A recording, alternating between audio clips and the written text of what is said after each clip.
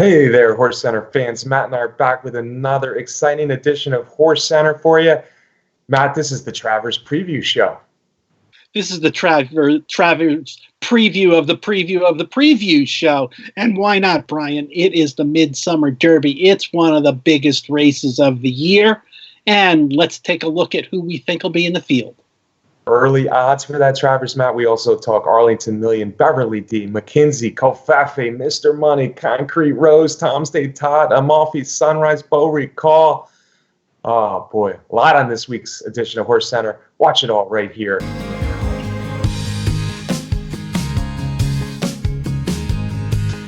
Welcome to another edition of HorseCenter, everyone. I am Brian Zipsy, and as always, I have the terrific pleasure of being joined by my co-host to the East Coast. That's Matt Schiffman. How are you today, Matt? I'm good, Brian. I guess it's looking like you're home and I'm home. Just a plain old HorseCenter this week. From New Jersey and Kentucky, respectively. Yeah, I got back home late Monday night. Great trip to the East Coast and, of course, Saratoga. Thank you for being part of that, Matt. Speaking of Saratoga, what's the biggest race at Saratoga, Matt? It's called the Midsummer Derby. They don't call it the Midsummer Derby for nothing. They sure don't. We're going to talk a little bit of early talk about the Travers. Oh, forget the little, Matt. Let's talk a whole lot about this Travers. It's going to be a big race in what is still a scrambled division. The Travers could well be the race that decides the three-year-old championship or ultimately plays a big part in deciding who the champion will be. I think it's shaping up as a pretty interesting race this year. Matt, can we expect the Florida Derby, Haskell, and first under the wire Kentucky Derby winner to be in there, or what do you think? Well, honestly, Brian, I don't think that we will see maximum security in the Travers. You know, from my conversations with Jason Service up in Saratoga, talking about maximum security coming out of the Haskell, he said that the horse is physically is fine. That extremely hot day that we all remember on Haskell Day, the battle that the race was, it really took a lot out of maximum security, and he was sleeping a lot and lounging a lot, and he's been back to the track, and there's nothing wrong with him, but I don't know, reading between the lines from what Jason said to me, I'm going to expect that it's going to be game winner carrying the banner of Gary and Mary West in the Travers, and maximum security is going to head on out to Parks for the Pennsylvania Derby. Yeah, the Pennsylvania Derby gives them a little bit more time. That race coming in September. Of course, we have the Travers here in August, Matt, and I guess he's the lukewarm, if you will, leader of the division right now with those Florida Derby and Haskell wins. But certainly the Travers winner, as I said, could certainly sneak up and take that mantle away from him. But the Penn Derby in September, a rich race, of course, at Parks, will also have something to say about that three-year-old championship. But let's talk about who we expect. I agree. I really don't expect to see. I would love to see maximum security in the Travers, but I don't expect it. Nor do I expect to see War of Will, the Preakness winner. I think that maybe the last race, the Jim Dandy, was a sign that maybe he needs just a little time, and maybe Saratoga's not his best track. Anyway, having said that, no maximum security, no War of Will. Again, I think we do have a good field here. I expect the favorite not to be the Gary West owned game winner, Bob Baffert barn.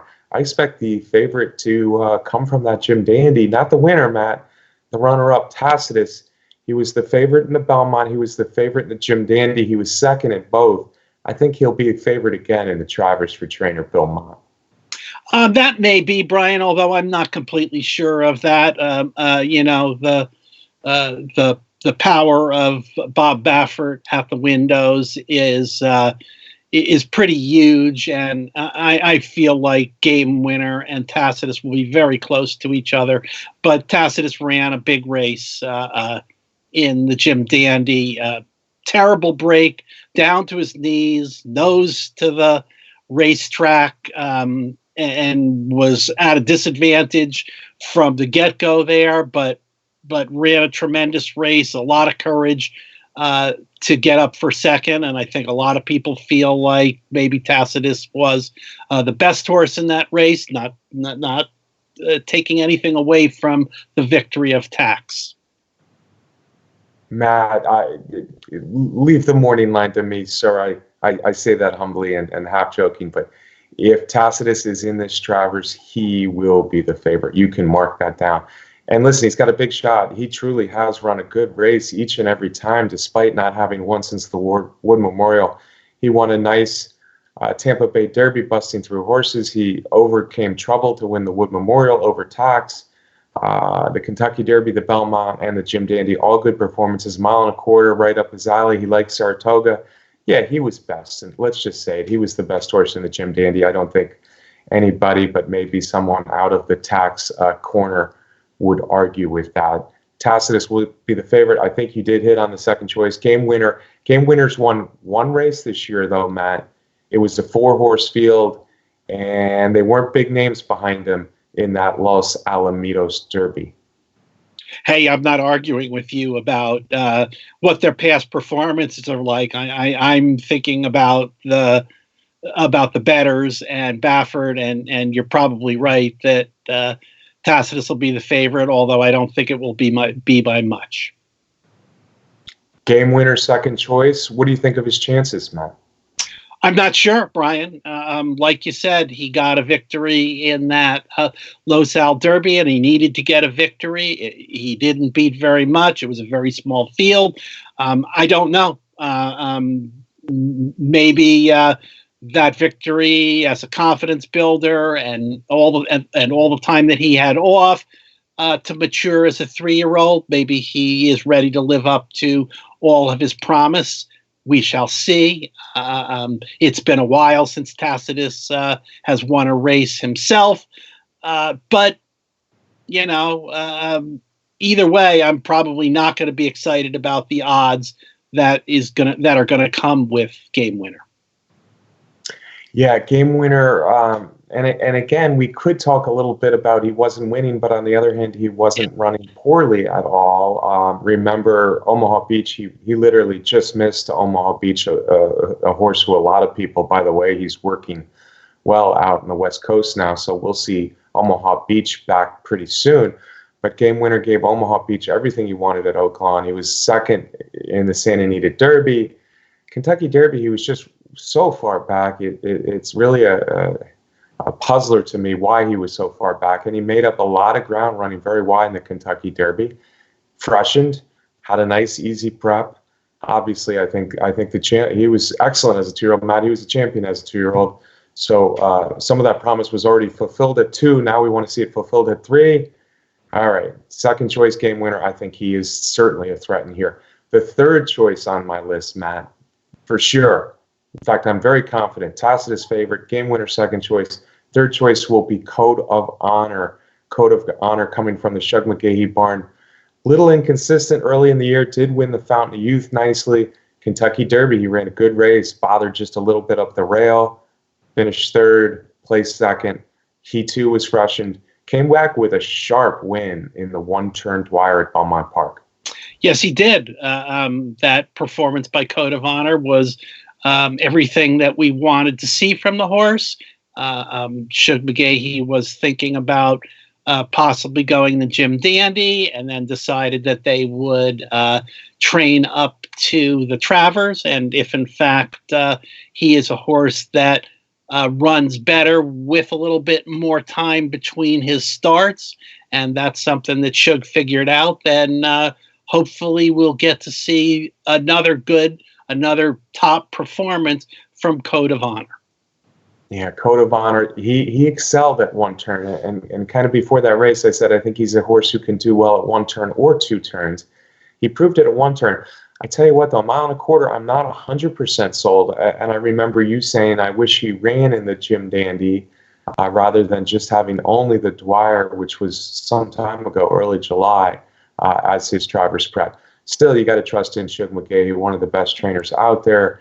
I think Code of Honor certainly fits on a class level with Tacitus and Game Winner. A solid third choice, run a lot of good races. I think he would be the leader of this pack if he won the Travers.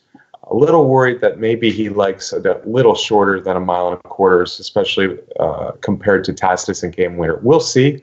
Code of Honor, third choice right now for the Travers. We expect all three of them to be in there, Matt.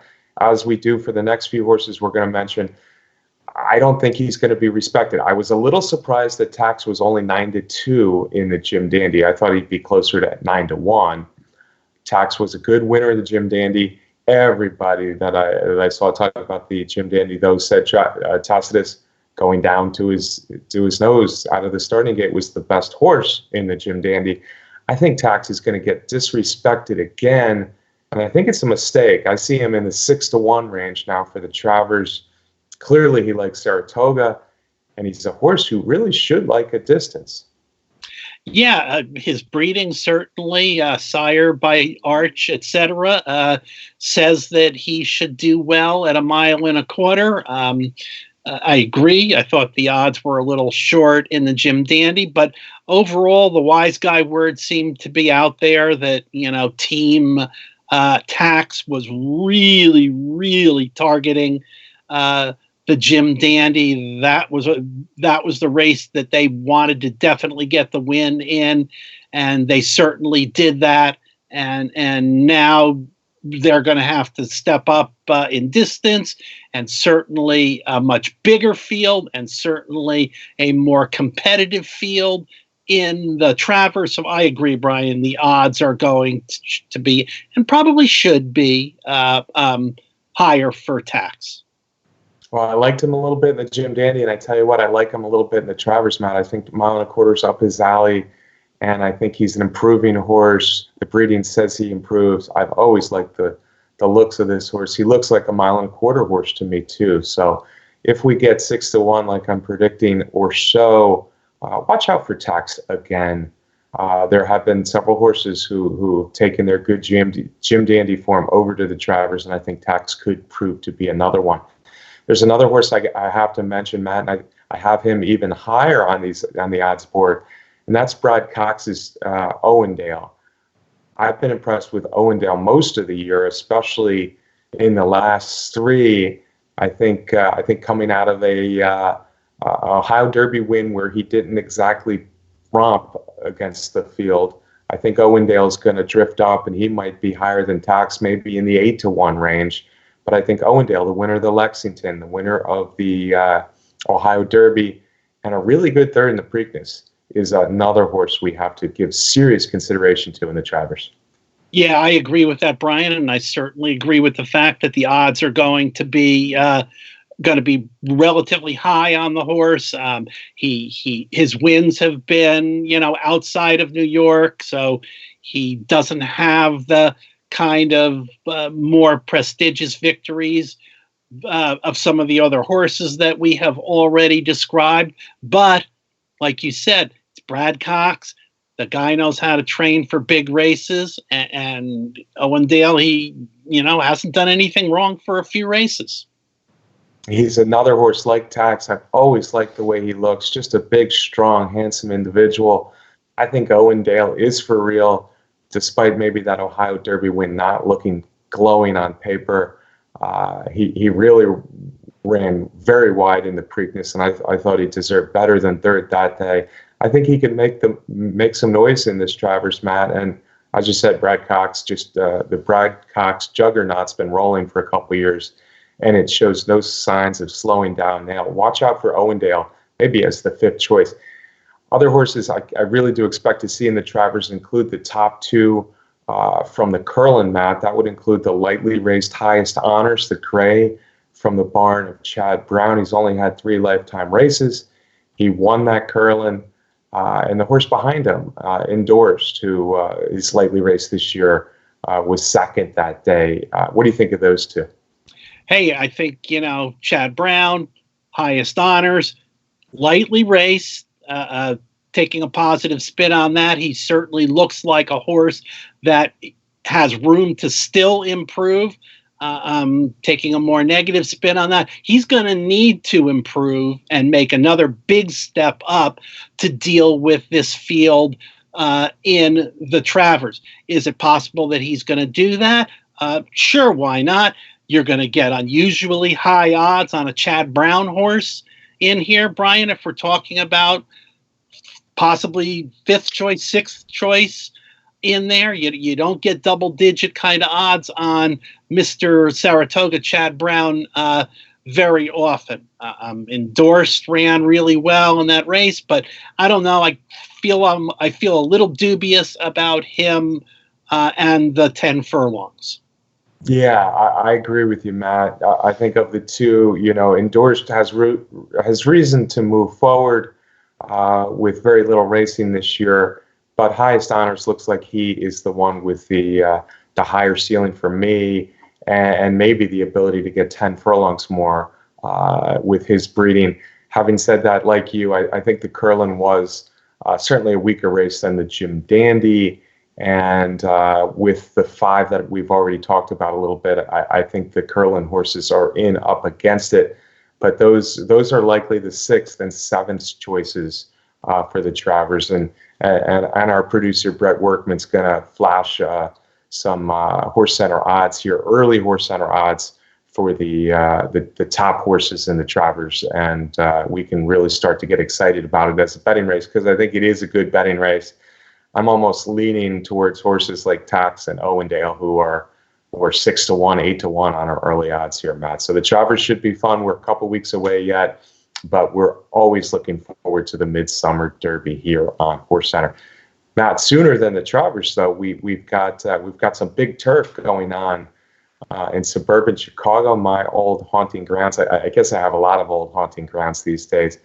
But Arlington International Racecourse truly is a beautiful racetrack, and they have a great day of turf led by the Arlington Million. Who's your pick in the Arlington Million, Matt? Well, Brian, we got, on the card there, we have 2 of the top ranked horses in the NTRA top 10 in Bricks and Mortar and Sister Charlie. They are, at this point, clearly the top 2 male and female turf horses in the United States, both from the barn of Chad Brown. And hey, Brian, what can you say about Bricks and Mortar? He has done absolutely nothing even close to wrong since coming back from his big layoff. He's perfect this year.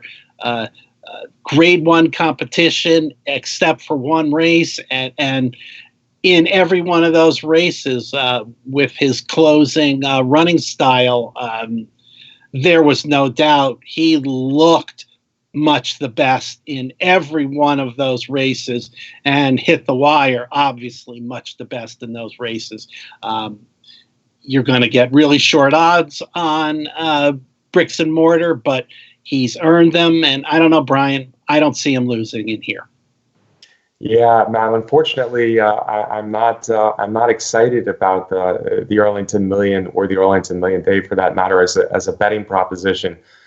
It is what it is. We're fans as much as we are bettors, and I can't wait to see these really good turf horses. And in a year of dirt racing maybe not producing a absolute superstar, maybe we're talking about 2 of, or the 2 best horses in America running at Arlington Park on Saturday. That's saying a lot for turf racing in America, because it does play second fiddle to dirt. But I think this year you have to recognize Bricks and Mortar. He had a hind leg disorder in a promising season back as a 3-year-old. He had surgery. He was off for over 14 months. Usually horses don't come back like Bricks and Mortar has come back. He's come back even better, starting with a big allowance win over stakes horses in December at Gulfstream Park. He's 5'5".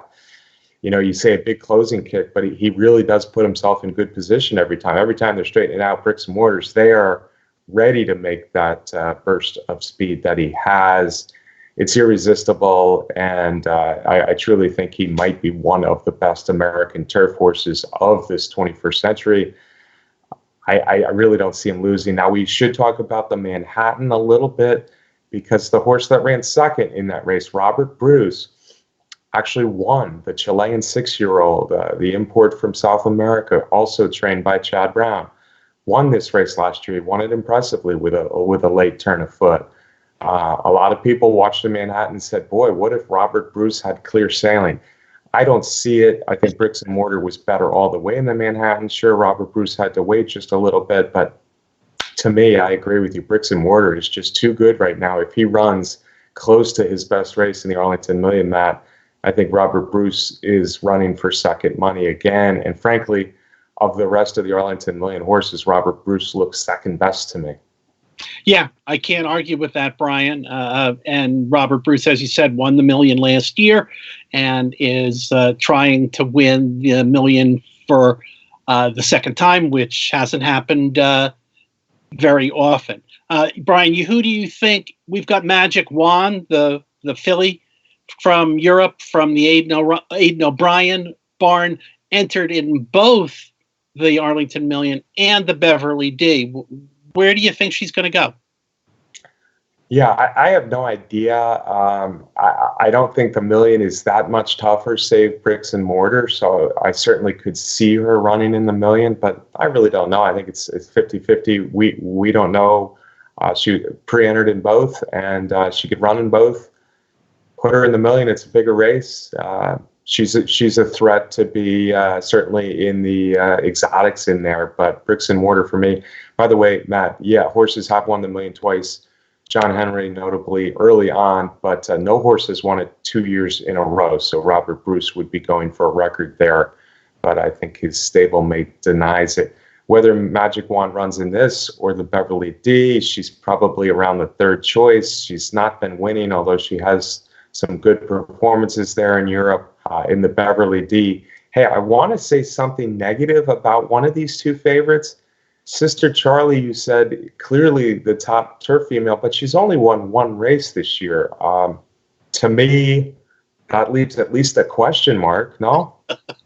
Well, certainly if you're looking for question marks, she did take a little bit longer to make her seasonal debut, and she's coming back from that in a normal time span. So I don't think it's an indication that she's not the horse that she was last year, because in that debut, she certainly looked really good. She's going to be facing a field of 8 or a field of 7 if Magic Wand decides to go in the Million. 2 of the others are from the Chad Brown barn, the really good horse Competition of Ideas, who's been running second behind some good ones lately, and Theus, the horse that Chad Brown used as a rabbit before, and I guess maybe is in the Beverly D to do the same thing again. Aidan O'Brien also has another one in the field, Fleeting, who's a pretty good filly.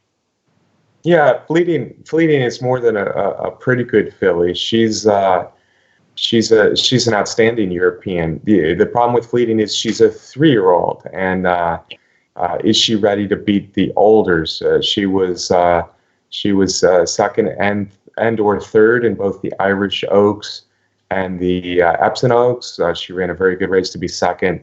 Royal Ascot. So Fleeting has performed very well, and I think she looks to be even a stronger option than Magic Wand in here.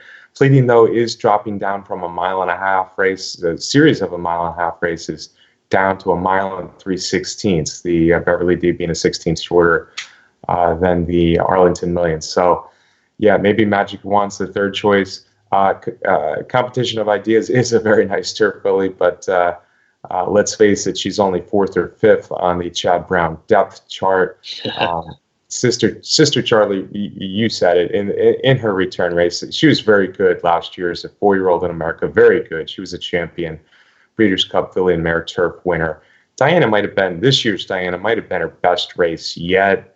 I mean, Rushing Fall and Homer Reek are serious turf horses, and Sister Charlie treated them pretty badly in her return win in the Diana. So, yeah, Sister Charlie going for her second, by the way, also like Robert Bruce, going for her second straight. She's won it over this Arlington turf course. Maybe Theus sets a pace that's not that fast and gets brave.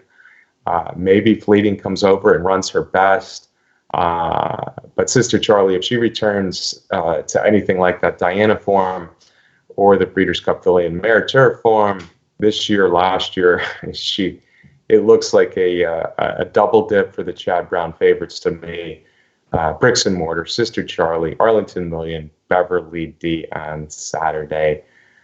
Matt, we're talking about the future. We're talking about this Saturday. We're talking about the Midsummer Derby just a little farther down the road, but we got a lot to talk about from last week. I guess we start with the Whitney as the biggest race of the week. And McKenzie, we talked about some bad luck he's had this year to only be 1 out of 4 going into the Whitney. He comes out 2 of 5 with maybe his biggest win to date. Oh, no doubt, Brian, that this was the biggest win of his career.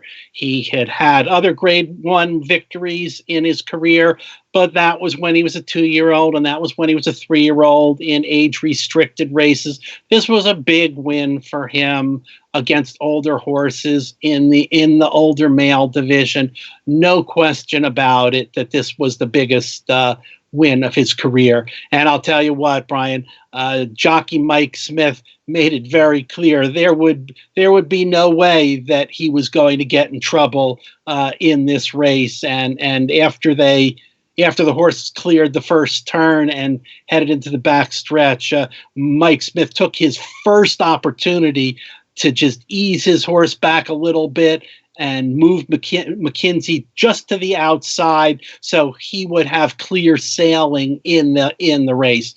It was interesting, maybe at the top of the stretch when there were 4 or 5 horses spread out across the track, maybe it looked like McKenzie was going to come up empty, but at that point, Smith asked him for run, and he responded and got the big win. Yeah, absolutely. Yoshida looks like a horse who likes Saratoga, Matt. He's been over this trip twice now. Last year's Woodward was a very nice win. And despite maybe not the best form coming in, Yoshida made a big move on the turn. And yeah, it looked like Yoshida had every chance in the world with the ground he made up. Maybe he went a little bit wide, but McKenzie then certainly exerted his superiority over Yoshida. Vino Rosso, preservationist. There was a long shot that came off the rail, Monongahela, but it was all McKenzie when the real running began. Matt, I'm going to throw this out. He's had 12 lifetime races, save the Breeders' Cup Classic, and I know that's a big one to draw a line through. Maybe he was rushed to that Breeders' Cup Classic a little bit. Save the Breeders' Cup Classic. This son of Street Sense has 7 wins in 4 seconds out of 12 starts running in only graded stakes racing. So McKenzie's a nice horse. I think he's a deserving Breeders' Cup Classic favorite at this point. I think the competition can get tougher. I'm not sure exactly where it's going to come from, but probably there's tougher than Yoshida, Vino Rosso, preservationist, decent horses, but clearly McKenzie was best. As was Kofefi in the test, although Serengeti Empress, what a game performance. What a nice race we had the test. My pick, Bellafina, was just about up the track. She was third, but she was a long way third, Matt. This was all Kofefi, Serengeti Empress. It was a bang-up test. It sure was, Brian. It was speed on speed. It was the speed of Serengeti Empress cutting back a little bit to 7 furlong distance at which she had won before, and Kofefi stretching out to the 7 furlong distance, maybe from at what we thought was her preferred 6 furlong distance, and they battled out, and coming down the stretch, Kofefi had a lot left in the tank and was an impressive winner of the prestigious test.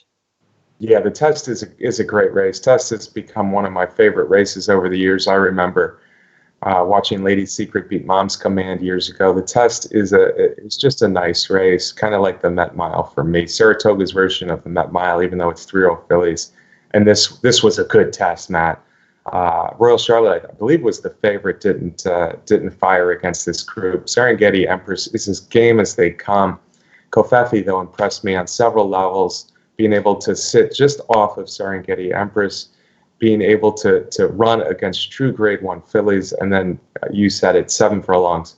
Kofefi's for real. She's right up there with the best female sprinters in the country. Serengeti Empress is for real in that she could do it at any distance. She might be in store for an easier pace scenario sometime soon. Wonderful race, wonderful win for Kofefi, a wonderful performance while second for Serengeti Empress. Speaking of wonderful performances, Matt, Mr. Money continues to get no respect on a national level, Matt. It's starting to bug me. People just don't understand how good Mr. Money is. I'll tell you what, there was a horse 30 years ago named Lost Code, and finally he went to the big time, and people realized that Lost Code was a big time horse. But he won all these mid-major races, and people said, oh, how good is Lost Code? Mr. Money is this kind of horse. He's that good. I don't care if it's been 4 straight Grade 3 races, the Pat Day, the Matt Wynn at Churchill, and now the Indiana and West Virginia Derbies. Mr. Money was on full display in the West Virginia Derby, and the rest of the field had no prayer, Mr. Schiffman. Hey, I agree with you, Brian. You kind of took the words right out of my mouth in there when you said it's starting to bug me. It's bugging me too. I write a weekly column at Horse Racing Nation about the NTRA poll, and I have been and continued to be in the minority of people who put Mr. Money in my top 10, and I do that out of respect, Brian, for just what you said. You win 4 big graded stakes races in a row. You deserve some respect. I'm not saying that he's the best 3-year-old in the country. I'm not saying that by any means. But when you do what he's done in a relatively short amount of time, he deserves some respect. And all of you that are taking shots at me for giving a really nice horse the respect that it's due, hey, it's bugging me. Hey, Matt, I've had Mr. Money in my top 10 since before the Indiana Derby. I do think he very well may be the best 3-year-old in the country. I don't know if he's a 1.25 mile horse per se, but the son of Golden Sense, Allied Racing, trained by Brett Calhoun, is really good. And I think people are going to get slapped in the face by that fact in the Pennsylvania Derby. If it's Mr. Money and Maximum Security, I'm going to go out on a limb right now and say I like Mr. Money to beat Maximum Security in the Penn Derby. We'll see. But Mr. Money is the real deal. Don't sleep on Mr. Money, folks. Speaking of the real deal, Concrete Rose. We talked about Sister Charlie as the older turf mare with the mostest, Matt. Concrete Rose is a 3-year-old filly that is just getting better and better. Saratoga Oaks was a laugher. She made it a laugher. And this turf filly with 1 loss in her career is a special kind of turf filly. Oh, definitely a special kind of horse, Brian, and I've liked that horse, and I know you have too. Since we saw her maiden victory last year, and for me, her loss is a kind of a draw a line through it kind of race. This is a really special filly for Rusty Arnold, and in the Saratoga Oaks, she just took it to the field. I know it wasn't a great field, but she just took it to the field and led that race most of the way around because she was just that much better than those other horses. That's all you can say. And it was a big race, and she was just that much better.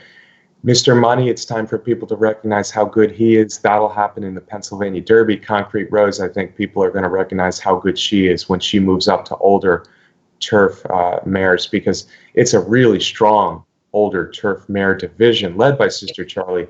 But I think Concrete Rose fits. I'll tell you what, if she was running in the Beverly D, she would be my strong second choice behind Sister Charlie, and I'd actually think she'd have a shot in the Beverly D. She's that good. All right, Matt, earlier in the show, we both kind of poo-pooed, if you will, the Curlin Stakes as a Travers prep.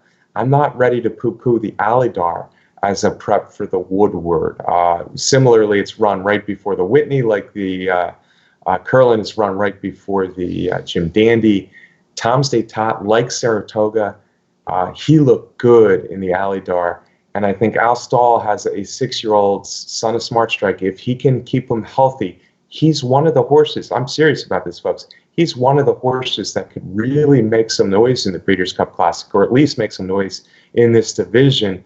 I started to see that in the Alydar. Woodward will be tough, but I think Tom State Tot is that good. Yeah, I agree with you, Brian. You know, that's Tom State Tot is a horse that I've liked and put my money on in the past, and taking into consideration we're not sure where McKenzie is going the next time. Baffert said that he would like to put another race in McKenzie before the Breeders' Cup. Also keeping in mind, though, that Baffert really feels that McKenzie is a horse that does better with more time between his races, so they kind of are in a little bit of a sticky spot here. Training up to the Breeders' Cup from the Whitney is almost 3 months, but sticking another race in there is putting McKenzie on a tighter racing schedule than I think Baffert is comfortable with. My point is there, who knows what the Woodward field is going to look like, and with Tom State Tot liking Saratoga, as you pointed out, he could be dangerous in there. Oh, he could be very dangerous, Matt. I think we're going to add horses like Gunavera, very well, maybe Catholic Boy. Yoshida probably will bounce back for the Woodward. It'll be an interesting Woodward, but watch out for Tom State Tot, another horse who might not get the respect yet. We saw the 2-year-old fillies here at Saratoga in the Adirondack, but I think the 2-year-old filly that stole the show on a national level, Matt, is Amalfi Sunrise. And it's part of a bigger story, maybe, in that Constitution has come out of the gates as a super young sire, the son of Tappet. Amalfi Sunrise is now 2 for 2 with her big win in the Serrano for trainer Simon Callahan. And as of today, Amalfi Sunrise, at least on my list, is the top 2-year-old filly in the country. Hey, when you can get that Tappet bloodline for a lot less dollars than you would pay for actually going to Tappet, that's probably a good reason for people to send some fairly good quality mares to Constitution. Yeah, and Amalfi Sunrise, it looks like his first true start, but he is a hot young sire to be sure. What else, Matt? We had Beau Recall winning a wild yellow ribbon out there at Del Mar. Storm the Hill and Basilica were close. Storm the Hill was very close, but Beau Recall continues to run well. Another, just like Kofefe, just like Owendale, another Brad Cox doing well. A Thread of Blue was my big win of the weekend, wiring the Saratoga Derby at nice odds. Got Stormy rolled. You know I like Got Stormy, Matt, in the Della Rose. So just a lot of good performances this last weekend. Anything you want to add to that, Lister? Yeah, hey, it's at Saratoga. The big races keep coming every weekend. Quality horses up there. So if you haven't been to Saratoga yet this summer, folks, make sure you get there in the next month. Or for those of you who are out west, don't forget about Del Mar. Del Mar's a nice place too. Folks, Matt and I really enjoyed meeting many of you out at Saratoga this past week. We always like when you stop by and say hi. If you haven't yet subscribed to our YouTube channel here on HRN, please do that now. Matt, I want to thank our sponsor, the best content set out there, Derby Wars. And that was kind of a parting shot from you, but how about I ask for another parting shot? Matt, you always have a lot on your mind. Yeah, sure. And one of the things that's always on my mind is to thank our producer, Brett Workman, because we couldn't do the show without him. Thanks, Brett.